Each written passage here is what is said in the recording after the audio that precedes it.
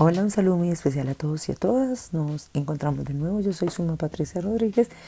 y los voy a acompañar dentro del seminario de fortalecimiento del proyecto educativo institucional en el marco de la gestión escolar integral en la unidad 6.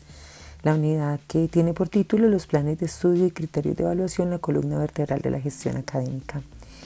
Estos planes de estudio los llamamos la columna vertebral porque si nos imaginábamos nuestro cuerpo, todo ese andamiaje, todo ese esqueleto que nos forma, que nos sostiene, que nos articula, es así como los planes de estudio y esos criterios de evaluación forman parte, digamos,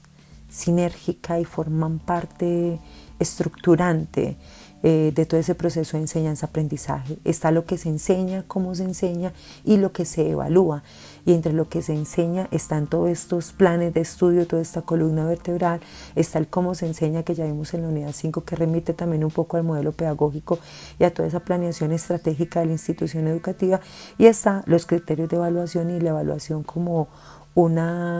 no como un apéndice o algo que está allí para al final dar un resultado, sino que es parte integral de todo este proceso de enseñanza-aprendizaje. Entonces vamos a ver para iniciar qué son los planes de estudio. Y bueno, los planes de estudio, digamos que los vamos a tomar de acuerdo al artículo 79 de la Ley 115 del 94, que establece que el plan de estudios es el esquema estructurado de las áreas obligatorias y fundamentales y de las áreas optativas con sus respectivas asignaturas que forman parte del currículo de los establecimientos educativos. Esto lo que nos viene a decir es que existen unas áreas obligatorias y fundamentales que están articuladas en las mallas curriculares y que vienen dictadas desde los lineamientos curriculares, desde los estándares y desde toda esta normatividad que se articula a nivel nacional. Sin embargo, hay una parte que es que las instituciones educativas pueden tener por su parte dentro de ese currículo que es dinámico, que es territorial, que debe ser contextualizado, que debe responder a unas necesidades específicas de una población en su territorio, en sus, digamos, demandas de mercado, de pronto de formación para el trabajo y etcétera. Entonces también se cree necesario que dentro de ese plan de estudios hayan unas áreas optativas que se pueden conciliar al interior de la institución educativa y que no solamente la pueden diferenciar de las otras instituciones, sino que pueden dar un valor agregado de acuerdo a su contexto. Entonces, en aras de esto, cuando hablamos de esas áreas optativas, hay un artículo 77 de esta misma ley 115 de 94 que habla sobre la autonomía escolar y dice que en el marco de la autonomía escolar las instituciones educativas pueden organizar las áreas fundamentales de conocimiento definidas para cada nivel, introducir asignaturas optativas dentro de las áreas establecidas en la ley y adoptar algunas áreas a las necesidades y características regionales. Es decir que al menos el 80% del plan de estudio se rige por las áreas fundamentales y hay un 20% restante que se va a considerar de acuerdo a esos criterios específicos del PI que tiene la institución educativa. En la educación formal, este plan se debe establecer objetivos por niveles, grados y áreas, la metodología, la distribución del tiempo y los criterios de evaluación y administración, de acuerdo con el proyecto educativo institucional y las disposiciones legales vigentes. Si nos centramos en esto, vamos a mirar que aquí lo que estamos viendo es, digamos, cómo se estructura ese plan de estudios. Pero si vemos, está dentro de esto los criterios de evaluación y administración. Es decir, que forma parte de todo eso que yo me estoy trazando. ¿Qué es lo que quiero enseñar? ¿Para qué lo voy a enseñar? ¿Qué objetivo quiero lograr? Y esos criterios de evaluación lo que me van a permitir, como decíamos en la unidad 5, es como volver cada vez a mirar, no solamente si lo que estoy enseñando es pertinente, sino si como lo estoy enseñando es pertinente, si efectivamente los estudiantes están aprendiendo, si se está dinamizando ese currículo, si les está llegando efectivamente, digamos, esas cosas o ese aprendizaje que ellos necesitan dentro de, pues, digamos, dentro de su proceso de formación general. Bueno, en el artículo 3 del decreto 030 de 2002, el plan de estudios, pues dice que también debe tener algunos aspectos como la intención e identificación de los contenidos, temas y problemas de cada área, señalando las correspondientes actividades pedagógicas. Acá le estamos apuntando a los objetivos, a qué vamos a enseñar para cada área qué problemas vamos a tratar, o sea, cómo vamos a dinamizar esa problemática mundial o esa problemática que vive cada día los estudiantes y que vive el mundo, el planeta, etcétera, dentro de estas áreas de enseñanza, pero también con qué actividades pedagógicas lo vamos a hacer. La distribución del tiempo y las secuencias del proceso educativo, señalando en qué grado y periodo lectivo se ejecutarán las diferentes actividades. Es decir, esto es una planeación estratégica que se debe de hacer pues para contar realmente con un plan de estudios a un año por periodos, pero que en realidad se puedan ir viendo los contenidos para, digamos, ese aprendizaje cognitivo que tienen los estudiantes. En la próxima diapositiva entonces vamos a mirar que también se debe contener los logros, competencias y conocimientos de los educandos, lo que ellos deben de alcanzar y adquirir al finalizar cada uno de los periodos del año escolar. Esto casi que es una planeación de lo que ellos van a ir aprendiendo, de lo que les debemos de evaluar con respecto a esos contenidos, pero ahí no es solamente decir ganó, perdió, sino también esa evaluación debe contener esa parte importante que nos esté midiendo también, digamos, a nosotros como docentes, cómo estamos enseñando y realmente qué estamos enseñando. Entonces dice que, pues, bueno, la evaluación al finalizar cada uno de los periodos en cada área y grado, según hayan sido definidos en el PI, en el marco de las normas técnicas curriculares que expide el Ministerio de Educación Nacional. Igualmente incluirá los criterios y procedimientos para evaluar el aprendizaje, el rendimiento y el desarrollo de capacidades de los educandos. Vuelvo y digo, no es solamente el numerito, no es solamente la letra lo que define un resultado, sino también todas esas, digamos, anotaciones y todo eso que vamos observando a través del proceso de enseñanza-aprendizaje. También va a contener el diseño general de los planes especiales de apoyo para estudiantes con dificultades en su proceso de aprendizaje. Sabemos que nuestra escuela pues no puede ser muy, digamos, de una educación así individual y casi para cada sujeto, pues es imposible. Los grupos a veces son muy poblados, son con bastantes jóvenes, niños. Entonces acá lo que se busca es que mínimamente haya una diferenciación en algunos procesos y planes de apoyo para esos estudiantes que tienen unas capacidades diferentes, que aprenden de una manera diferente, digamos, y que se relacionan de una manera diferente. La metodología aplicable a cada una de las áreas, señalando el uso de material didáctico, textos escolares, laboratorios, ayudas audiovisuales, informática educativa o cualquier otro medio que oriente y soporte la acción pedagógica. Esto es lo que en las normales hace mucho tiempo enseñaban como el planeador, que allí los profesores organizaban su clase, el tema que iban a dar, ponían los dibujos o los esquemas que iban a tratar, digamos si había una sopa de letras, si había esta actividad, etcétera, etcétera. También acá se compone de todos esos recursos didácticos, esta metodología habla también de todos esos recursos didácticos, de todo eso que vamos a poner de manifiesto para facilitar y mediar ese aprendizaje con los estudiantes. Bueno, en la próxima diapositiva, entonces vamos a ver estos planes de estudio que dicen para la educación preescolar, cuáles son las áreas obligatorias para la básica, cuáles son las áreas obligatorias para la media y bueno, qué se estructura dentro de todo esto, por ejemplo, en la educación rural o cómo lo vemos, porque vimos en el capítulo 5 que habían unos modelos flexibles que se establecían mucho para la educación rural o para la educación de jóvenes y adultos y que apoyaban de manera decidida una diversificación y ponerle el énfasis a unas pautas de diferenciación de la educación que no pueden ser pues para todos iguales. Entonces vamos a mirar acá qué se dice para la educación preescolar. Según el decreto 2247 de 1997, en su artículo 12, el currículo de nivel preescolar se concibe como un proyecto permanente de construcción e investigación pedagógica que integra los objetivos establecidos por el artículo 16 de la Ley 115 del 94 y debe permitir continuidad y articulación con los procesos y estrategias pedagógicas de la educación básica. Es decir, que los niños en esta edad en la cual están aprendiendo a socializar, están conociendo su entorno y es más como un aprendizaje social, tanto del lenguaje como de todo eso que ellos van viviendo a nivel de estar en la escuela, de estar con sus compañeros, de aprender de todo eso entorno. Este aprendizaje, pues si bien no va por áreas, no va definido en que se va a dictar matemáticas, ciencias sociales, pues sí contempla proyectos que van haciendo que los niños vayan reconociendo algunos elementos básicos de estas áreas como lenguaje, como ciencias sociales, ciencias naturales, matemáticas, pues que le permitan de alguna manera una continuidad y articulación con esos procesos y estrategias que van a tener ya en la educación básica. Los procesos curriculares se desarrollan mediante la ejecución de proyectos lúdico-pedagógicos y actividades que tengan en cuenta la integración de las dimensiones del desarrollo humano. Acá se le apuesta a ese desarrollo de ese ser que va creciendo, que está creciendo pues que está en un continuo desarrollo porque apenas son niños muy pequeños que entran a preescolar. Entonces estas dimensiones son la corporal, la cognitiva, la afectiva, la comunicativa, la ética, la estética, la actitudinal y la valorativa.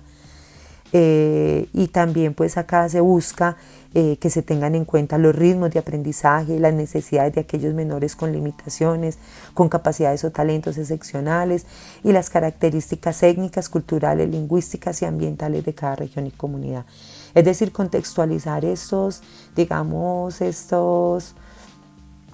currículo, este plan de estudios y todo lo demás que se ve en preescolar, pues también de acuerdo a la región, al municipio, a la vereda, digamos que nosotros tenemos veredas y lugares y municipios que tienen, digamos, una diversidad étnica muy fuerte. Entonces también allí cómo podemos desde el currículo,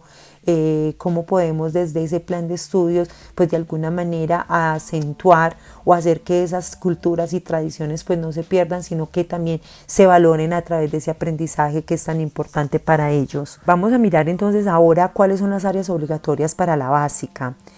Dentro de esto pues tenemos en la ley 115 del 94, en su artículo 23, que habla nuevamente de las áreas obligatorias y fundamentales. Dice que para el logro de los objetivos de la educación básica se establecen áreas obligatorias y fundamentales del conocimiento y de la formación que necesariamente se tendrán que ofrecer de acuerdo con el currículo y el proyecto educativo institucional. Los grupos de áreas obligatorias fundamentales que comprenden un mínimo del 80% del plan de estudios, ya dijimos que en la autonomía escolar hay un mínimo de 80% de áreas fundamentales y hay un 20% que pueden ser optativas para organizar proyectos, digamos, educativos, de investigación y que sean más contextualizados a la región, al territorio, al departamento, al municipio, a la vereda. Entonces, estas áreas obligatorias para la básica incluyen las ciencias naturales y la educación ambiental, las ciencias sociales, historia, geografía, constitución política y democracia, la educación artística, la educación ética y en valores humanos, la educación física, recreación y deportes, educación religiosa, humanidad de lengua castellana e idiomas extranjeros, matemáticas y tecnología e informática. Y hay un parágrafo en este artículo 23 que dice que la educación religiosa se ofrecerá en todos los establecimientos educativos observando la garantía constitucional, según la cual en los establecimientos del Estado ninguna persona podrá ser obligada a recibirla. Entonces, aunque forma parte de todas estas áreas obligatorias de la básica, no podemos obligar a ningún estudiante a que esté dentro de la clase pues de educación religiosa, sino que tenemos que respetar esta libertad de cultos que constitucionalmente y como ciudadanos pues tenemos derecho. En el decreto 1860 del 94 en su artículo 34 y en el decreto 1075 del 2015 en su artículo 233161 van a hablar de las áreas y del plan de estudio. En ambos pues dicen que se incluirán las áreas del conocimiento definidas como obligatorias y fundamentales en los 9 grupos enumerados en el artículo 23 de la ley 115 del 94, que fueron los que acabamos de leer, estas áreas fundamentales. Además, incluirá grupos de áreas o asignaturas que adicionalmente podrá seleccionar el establecimiento educativo para el logro de los objetivos del proyecto educativo institucional, sin sobrepasar el 20% de las áreas establecidas en el plan de estudios. Las áreas pueden concursarse por asignaturas y proyectos pedagógicos en periodos lectivos anuales, semestrales o trimestrales. Estos se distribuirán en uno o varios grados.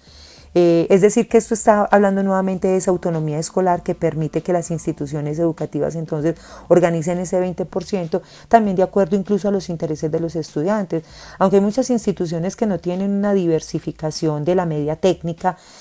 pues sí pueden, digamos, hacer énfasis en algunas áreas para los estudiantes, para que ellos adquieran un conocimiento más específico o que sea más relacionado con su región o el lugar pues donde viven y donde están ellos, digamos, en su institución educativa. Vamos ahora a mirar qué existe entonces para la media. Digamos que en la educación media, en la ley 115 del 94, en el artículo 31, Las áreas fundamentales de educación media académica para el logro de los objetivos se tendrán las áreas obligatorias y fundamentales de la educación básica, es decir, los 9 grupos que leímos de todas estas asignaturas en un nivel más avanzado y además de ciencias económicas, políticas y filosofía. O sea que también se tendrán esta parte que ya se establece más o menos, pues se establece para 10 y 11, todo este conocimiento relacionado con las ciencias económicas, la política y la filosofía.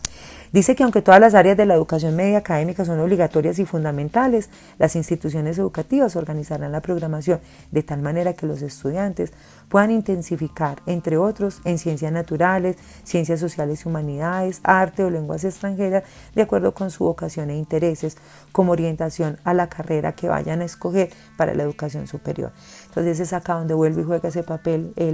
esa autonomía escolar y ese 20% que queda, digamos, de margen entre el establecimiento de las áreas fundamentales con estas optativas o digamos con estas de profundización que se pueden hacer en los niveles de 10 y de 11 con miras a que esos estudiantes que digamos tienen ya una vocación definida para su educación superior pues puedan intensificar de alguna manera obteniendo unos conocimientos digamos más profundos. En el artículo 32 entonces de esta misma ley 115 del 94 nos van a hablar de la educación media técnica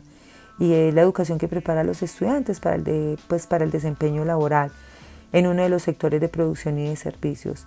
y para la continuación en la educación superior. Estará dirigida a la formación y cualificación de especialidades tales como agropecuaria, comercio, finanzas, administración, ecología, medio ambiente, industria, informática, minería, salud, recreación, turismo, deporte, pues etcétera, que son digamos como los sectores productivos y de servicios. Debe incorporar en su formación técnica una práctica lo más avanzado de la ciencia y de la técnica para que el estudiante esté en capacidad de adaptarse a las nuevas tecnologías y al avance de la ciencia. Esto lo que busca es que digamos que los estudiantes tengan una formación que les permita de alguna manera acercarse a un mundo laboral en una continuidad hacia la educación superior. Digamos que hay muchas instituciones educativas o colegios en muchos municipios, por ejemplo en Sonsón conocí uno que se dedicaba a toda la parte media técnica y hay lugares donde digamos estas ciudades educativas y todo eso se transformaron digamos como centros del SENA o de todas estas instituciones que ofrecen una media técnica que lo que buscan es que los estudiantes puedan adquirir unas habilidades y unas técnicas, digamos, y conocimiento específico que les permite ingresar a un mundo laboral, pero también les permita prepararse para una educación superior. Dentro de estas áreas obligatorias para la media, debemos de tener en cuenta, por ejemplo, que en la ley 115 del 94 hay un parágrafo que dice que para la creación de una institución de educación media técnica o para la incorporación de otras, y para la oferta de programas se deberá tener una infraestructura adecuada, el personal docente especializado y establecer una coordinación con el Servicio Nacional de Aprendizaje SENA u otras instituciones de capacitación laboral o en el sector productivo. Lo que les acaba de decir frente a estas instituciones educativas o a estas ciudadelas educativas que comenzaron a funcionar como centros técnicos en muchos municipios donde los estudiantes a través de esos convenios que se hacen y se establecen con el SENA y de personal cualificado para todo esto comienzan a adquirir estos conocimientos y a formarse técnicamente para optar a un empleo antes de su educación superior. En el artículo 33 de la misma ley 115 de educación entonces ya nos van a hablar de los objetivos específicos de la media técnica. Y nos dicen que uno es la capacitación básica inicial para el trabajo. Y decimos básica es porque es una formación técnica, en algunas que pueden después ser una tecnológica, pero que no es una profesionalización como tal. La preparación para vincularse al sector productivo y a las posibilidades de formación que éste ofrece, y la formación adecuada de objetivos de educación media académica que permite al educando el ingreso a la educación superior. Esta media técnica, aunque mucha gente la ha tomado como el final de su preparación, digamos, académica, y se queda allí, consigue su empleo y comienza a laborar y todo lo demás, lo que se está buscando precisamente no es que allí se quede, sino que sea como una formación intermedia y que de ahí puedan pasar a la educación superior y pues obviamente completar un ciclo de profesionalización dentro de, digamos, de esas dinámicas sociales, productivas que ofrecen su municipio y también dentro de los mismos intereses que tienen las personas que optan por la técnica. En el artículo 41 vamos a ver que las áreas de educación media técnica, de conformidad con el literal C del artículo 33 de la Ley 115 del 94, además de las áreas propias de las especialidades que se ofrezcan en la educación media técnica, serán obligatorias y fundamentales las mismas señaladas para la educación básica en un nivel más avanzado y que se puedan definir en el proyecto educativo institucional. Esto pues lo habla tanto el artículo 41 de la Ley 115 como el artículo 233166 del decreto 1075 de 2015, donde entonces le ponemos como un poco de énfasis a todo esto que tiene que ver con la media técnica. Bueno, entonces ahora vamos a mirar, en el plan de estudios estábamos mirando eso que debe contener un plan de estudios para adecuarse, para desarrollarse, para planearse y para tenerse dentro del proyecto educativo institucional. Entonces nos hablaban en ese artículo 79 del plan de estudios que ya habíamos visto, que es el esquema estructural de las áreas obligatorias y fundamentales y de las optativas con sus respectivas asignaturas que forman parte de ese currículo de los establecimientos educativos. Entonces nos decían que en la educación formal, cuando lo vimos en las diapositivas de arriba, esos planes de estudio deben de tener objetivos por nivel, objetivos por grados y áreas, deben de establecer la metodología, la distribución del tiempo, la malla curricular, los criterios de evaluación y promoción y el sistema institucional de evaluación. Entonces miremos los objetivos por nivel, grados y áreas. Para cada uno de los niveles de la educación formal obligatoria se establece una serie de objetivos específicos. Por ejemplo, los objetivos de la educación preescolar se desglosan en el artículo número 16.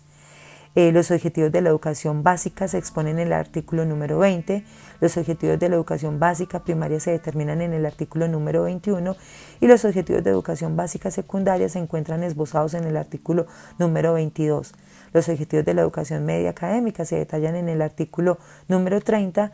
En relación con los objetivos de la educación media técnica, cada institución educativa, en virtud de los programas y énfasis que ofrezca, puede establecer los objetivos pertinentes para cada modalidad. Así es como se dan los objetivos por niveles, por grados y áreas. Frente a la metodología, digamos que la metodología es la acción que se concreta en las actividades de enseñanza para promover el aprendizaje y el desarrollo de competencias y habilidades en los estudiantes. Eso pues de acuerdo a la disciplina que se enseña, a la asignatura y a las características pues también de los alumnos, las metas del proyecto educativo institucional, el contexto educativo. Recordemos acá que la metodología resulta también pues como de ese modelo pedagógico que se tiene, de esos objetivos que uno se traza dentro de ese proceso de aprendizaje y de enseñanza-aprendizaje. Entonces se va detallando también todo aquello que se necesita para lograr los objetivos, para hacer esa transposición didáctica, para poder, digamos, acercar esos contenidos de verdad a ese aprendizaje, a esa cognición y a esa vivencia que los estudiantes deben de tener para aprender y aprender también todo ese mundo y todo eso que los circunda. La distribución del tiempo, bueno, pues acá es simplemente que se clasifica y organiza las actividades de enseñanza en virtud del tiempo que demanda cada una para su ejecución y de acuerdo a los periodos académicos estipulados en la institución. Entonces periodos bimestrales, trimestrales, semestrales, como lo hacen también en la educación superior, y lo que se busca entonces es que todas estas asignaturas tengan una distribución de tiempo, digamos, proporcional a lo que se busca dentro de esos objetivos de formación, a ese horizonte institucional, a esa misión, a esa visión y a ese contenido que se va desarrollando específicamente. Los criterios de evaluación y administración, o pues los criterios de evaluación y promoción de cada institución educativa, bueno, digamos que esto en virtud de la autonomía que otorga el decreto 1075 del 2015 en los artículos 23331 y 2333318, ahí vamos a mirar qué son esos criterios de evaluación y promoción, cuál es ese sistema institucional de evaluación, cómo se concibe, cómo se enmarca, cómo se va estableciendo, cómo se va dando, y de qué manera lo vamos a administrar en la institución educativa. Esto lo vamos a ver en unas diapositivas más adelantico. Entonces, para ir, digamos, de alguna manera cerrando esto de los planes de estudio, de lo que contienen, de cómo se organizan las áreas, las asignaturas, qué es lo que se dicta, digamos que el plan de estudios inscrito en el proyecto educativo institucional se visualiza a través de 3 elementos que se determinan en el decreto 1075 del 2015, en el artículo 233, 141, y que tiene que ver con el contenido del PI. Uno, la estrategia pedagógica que guía las labores de formación de los educandos. Otro, la organización de los planes de estudios y la definición de los criterios para la evaluación y el rendimiento de los educandos. Y otro, las acciones pedagógicas relacionadas con la educación para el ejercicio de la democracia y para la educación sexual, para el uso del tiempo libre, para el aprovechamiento y la conservación del ambiente y en general para los valores humanos. Entonces miremos que en este artículo del 1075 del 2015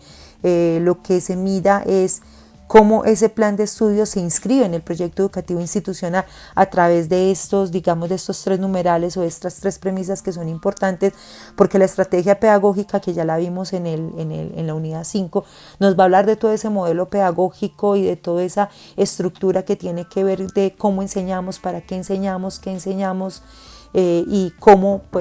vamos a evaluar eso que enseñamos. Además se tiene la organización del plan de estudios y la definición de criterios para la evaluación del rendimiento, que ya, como les dije, lo vamos a ver, tiene que estar también consolidado y allí descrito en el PI, y las acciones pedagógicas relacionadas con la educación para el ejercicio de la democracia, la educación sexual, para el uso del tiempo libre, para el aprovechamiento y la conservación del ambiente y en general para los valores humanos. Es decir, esa otra parte que más que cognición es formativa, de todo lo integral que tiene el ser humano. Digamos que a modo de cierre vamos a ver algunas premisas y, por ejemplo, es importante saber que en función de los órganos de gobierno es función de los órganos de gobierno escolar velar por el cumplimiento de los procedimientos para la formulación, aprobación, evaluación y seguimiento del plan de estudios. Por un lado, el Consejo Directivo, de acuerdo al artículo 233156 del decreto 1075, en el literal G, que tiene como función participar en la planeación y evaluación del proyecto educativo institucional, del currículo y del plan de estudios, y someterlo a las consideraciones de la Secretaría de Educación respectiva departamental o del organismo que haga las veces, para que certifique el cumplimiento de los requisitos establecidos, pues que ya vimos, de todo lo que debe tener los objetivos por nivel, por grados, por área, la metodología, la distribución del tiempo, etcétera, y que pueda organizar, pues que le puedan dar, digamos, vía libre para su ejecución. Vamos a mirar que dentro del plan de estudios, aunque eso viene siendo material de una nueva unidad, se inscriben los proyectos pedagógicos como elementos que deben contener el plan de estudios en los establecimientos educativos. Esto lo dicta el decreto 1075 en el numeral 233163, que dice que una actividad dentro del plan de estudios que de manera planificada ejercita al educando en la solución de problemas cotidianos seleccionados para tener relación directa con el entorno social, cultural, científico y tecnológico, entonces debe estar allí integrado. Estos proyectos pedagógicos pues vemos que son importantes porque no solamente permiten la resolución de problemas cotidianos, la resolución de problemas ambientales, sociales, civiles, ciudadanos, sino que también le permiten, digamos, al estudiante ir adquiriendo ciertas pautas de conocimiento y de relacionamiento superior, investigativo, que les permitan, digamos, de alguna manera no solamente enfrentarse a problemas, sino también saber su solución y tener unas metodologías específicas para poder, digamos, solucionarlos, y que sean de alguna manera en esas áreas optativas algo que diferencie ese plan de estudios, digamos, normal y general de las áreas básicas, y que les permita en realidad lograr otras actividades y otros esquemas dentro de lo que ellos buscan para su formación. Vamos a mirar acá entonces, pasemos a lo que son los criterios de evaluación y promoción, que se considera, en esta diapositiva ustedes van a poder ver. ¿Sabías que el concepto criterio de evaluación solo aparece 2 veces en la ley 115 del 94, una sola vez en el decreto 0230 del 2002 y una sola vez en el decreto 1290 del 2002? Entonces vamos a mirar ¿Qué es un criterio de evaluación? Y cuando nosotros hablamos de los criterios de evaluación, ¿a qué nos estamos como enfocando? Según la RAE, el criterio de evaluación, pues un criterio es una norma, regla o pauta para conocer la verdad o falsedad de una cosa, juicio para discernir, clasificar o relacionar algo. Entonces, pues digamos que un criterio es simplemente una pauta que nos va a decir esto es cierto, esto es falso, o podemos hacer un juicio para clasificar algo o para calificarlo, está bien, está mal. En el campo de la educación, para el caso de la evaluación, asumimos un criterio como los elementos que nos conducen a la construcción de los planes y programas. Por lo tanto, los lineamientos, estándares, competencias, indicadores, los DBA y las mallas de referencia nos sirven de insumo para establecer los criterios que permitirán evaluar el avance de aprendizaje de los estudiantes. Es allí donde entonces ya vienen todos los conceptos de lo que es el logro, el indicador de logro. Allí están las metas propuestas, digamos, dentro de una asignatura o área determinada, hacia dónde vamos, qué nos estamos proponiendo. Pero también vemos cómo acá en este criterio vamos llevando una secuencia en la cual nos vamos digamos, proponiendo de alguna manera un objetivo que se va cumpliendo entre el corto, mediano y largo plazo, porque se va evaluando a través de todo el año lectivo. No es solamente algo que se evalúa así de tajo, sino que lo vamos evaluando a medida que vamos desarrollando las unidades, los contenidos, que vamos mirando cómo es el proceso de aprendizaje de los estudiantes, que vamos modificando algunas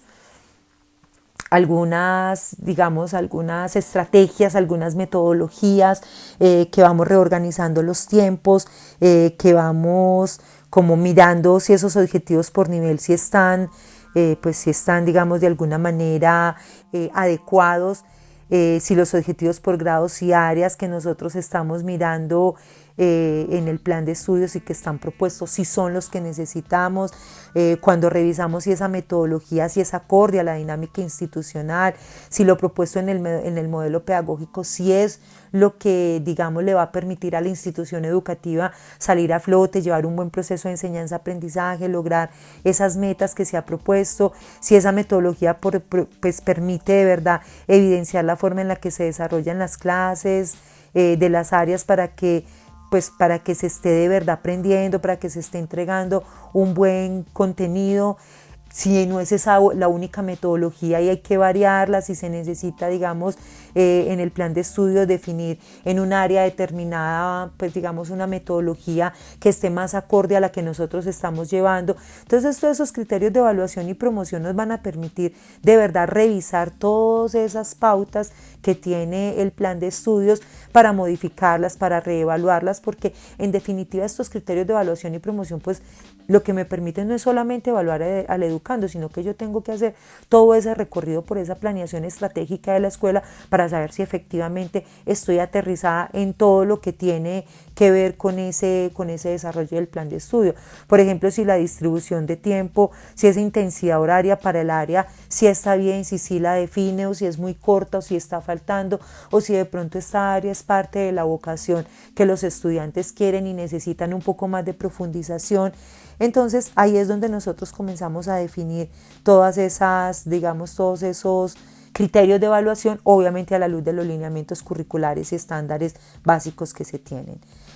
Vamos a mirar lo que es el sistema de evaluación institucional de los estudiantes. Según el decreto 1290 del 09, pues del 2009, en el artículo 4, la definición del sistema institucional de evaluación de los estudiantes dice que este sistema de evaluación hace parte del proyecto educativo institucional y va a contener un sinnúmero de elementos y de criterios que nos va a llevar efectivamente a evaluar. En este sistema de evaluación y promoción también el artículo 23331 del numeral 3 del decreto 1075 del 2015 sugiere que esa evaluación de los estudiantes que se realiza en los establecimientos de educación básica y media debe ser un proceso permanente y objetivo, porque acá lo que se busca es valorar el nivel de desempeño de los estudiantes en realidad con ese proceso de aprendizaje y enseñanza. Da la posibilidad a la institución educativa de que establezca sus propios criterios de promoción escolar, como también el porcentaje de asistencia que incida en la promoción de los estudiantes. Es decir, acá también vuelve un poco esa autonomía escolar frente a ese sistema institucional de evaluación, cómo se mira, cómo se transmite, cómo se ve, cómo las instituciones educativas lo planean de acuerdo a su modelo educativo, de acuerdo a su plan de estudio y de acuerdo pues también a lo que ellos buscan establecer. Para realizar este proceso, la institución debe tener claro que la evaluación tiene como propósito, de acuerdo al artículo 2333333 del decreto 1075 del 2015, 1. La inclusión y flexibilización del currículo. La identificación de las características personales, intereses, ritmos de desarrollo y estilos de aprendizaje del estudiante para valorar sus avances. Es decir, que en este sistema institucional de evaluación nosotros tenemos que mirar también esa no por grupos, sino la individualización de ese ser humano en ese entorno escolar, en esa dinámica escolar, en ese currículo dinámico. También tenemos que tener en cuenta la evaluación formativa, que proporciona información básica para consolidar o reorientar los procesos educativos relacionados con el desarrollo integral del estudiante. Suministrar información que permite implementar estrategias pedagógicas para apoyar a los estudiantes que presenten debilidades y desempeños superiores en su proceso formativo, lo que se ha llamado anteriormente pues refuerzos, cómo hacer que esos estudiantes que de pronto en alguna temática tuvieron dificultad de aprendizaje, que no la aprendieron, qué mecanismos establece la institución educativa dentro de ese sistema institucional de evaluación para que ellos puedan de alguna manera volver a ese aprendizaje y de verdad tener un aprendizaje certero, tanto cognitivo como valorativo dentro de ese plan de estudios. Determinar la promoción de estudiantes, aportar información para el ajuste e implementación del plan de mejoramiento institucional, y la evaluación hace parte integral, como lo decíamos, de ese acto educativo, porque digamos que las pautas del acto educativo tienen que ver con qué se enseña, cómo se enseña y cómo se evalúa, es decir, qué evalúo, cómo evalúo, todo ese sistema institucional de evaluación. En el artículo 233334 del decreto 1075 del 2015 se va a definir que el sistema institucional de evaluación y promoción de los estudiantes debe integrar estos elementos: los criterios de evaluación y promoción, la escala de valoración institucional y su respectiva equivalencia con la escala nacional, las estrategias de valoración integral de los desempeños de los estudiantes, las acciones de seguimiento para el mejoramiento de los desempeños de los estudiantes en el año escolar, los procesos de autoevaluación de los estudiantes, las estrategias de apoyo necesarias para resolver situaciones pedagógicas pendientes de los estudiantes, las acciones para garantizar que los directivos docentes del establecimiento educativo cumplan con los procesos de evaluación estipulados en el sistema institucional de evaluación, los periodos de entrega de informes a los padres de familia, la estructura de informes de los estudiantes para que sean claros, comprensivos y de información integral del avance de esa formación, las instancias, procedimientos y mecanismos de atención y resolución de reclamaciones de padres de familia, estudiantes sobre la evaluación y la promoción, y los mecanismos de participación de la comunidad educativa en la construcción de ese sistema institucional de evaluación de los estudiantes. Estas, digamos que son los criterios que se deben de tener o que debe considerar el sistema institucional de evaluación de una institución educativa. Recordemos que arriba habíamos dicho que tenían cierta autonomía para desarrollar esa escala valorativa, para mirar cómo iban a hacer esa promoción, cómo se iban a tener en cuenta las faltas de asistencia para esa promoción, etcétera. Acá es importante decir que por su parte el artículo 233337 del decreto 1075 establece, por ejemplo, la promoción anticipada, para la cual las instituciones educativas deberán establecer los criterios de promoción anticipada para los alumnos con rendimiento superior, a la vez que los criterios y procesos para facilitar la promoción al grado siguiente de aquellos estudiantes que no obtuvieron la promoción en el año lectivo anterior. Asimismo, en el artículo 233311 de este decreto se define la responsabilidad de la institución educativa debe cumplir en cuanto al seguimiento de los procesos de evaluación y promoción de los estudiantes en comisiones u otras instancias. Cada institución educativa determina la escala de valoración de los desempeños de los estudiantes, la cual debe guardar equivalencia con las escalas de valoración nacional definidas por el definidas por el Ministerio de Educación Nacional. Es de precisar que los criterios de promoción o no promoción de los estudiantes deben estar contenidos en los respectivos documentos que den cuenta dentro de todo este sistema institucional de evaluación. Acá se debe establecer claramente esta parte de la promoción anticipada, de la promoción o no promoción de un estudiante, y por eso es que esta parte de la evaluación debe ser tan concienzuda y nos debe llevar siempre a mirar cómo estamos enseñando y de qué manera, para que este proceso en realidad sea muy objetivo, sea muy válido para los estudiantes y pues de alguna manera les aporte a ellos en ese proceso cognitivo, pero también en ese proceso de formación integral que siempre busca la escuela. Nosotros no podemos perder de vista que, si bien es cierto, el plan de estudios tiene unas áreas fundamentales que nos exigen orientar y enseñar, que son fundamentales, digamos, para ese desarrollo de los estudiantes, del ser humano, también tenemos que tener en cuenta que no es solamente eso lo que conforma ese currículo, ese plan de estudio. Los estudiantes, como decíamos en la unidad pasada, viven otro cúmulo de historias, otro montón de sucesos en el día a día, al igual que los profesores, que nos deben de llevar a pensar que este sistema de evaluación, además de ser muy flexible, de estar en continua revisión, pues debe permitir de alguna manera que se cumpla ese plan de estudio, sí, pero que también se cumpla ese objetivo de la educación, que es formar de verdad seres integrales, unos buenos ciudadanos, unas personas comprometidas con ellos mismos, con su entorno, con la sociedad, y que les permita pues también además ir hacia otros, digamos, hacia otros niveles, hacia otros horizontes, no solamente de la media técnica como lo veíamos, sino también de la profesionalización y de poder lograr un sinnúmero de sueños que yo creo que tienen todos los estudiantes, al igual que tiene el sistema escolar cuando se plantea.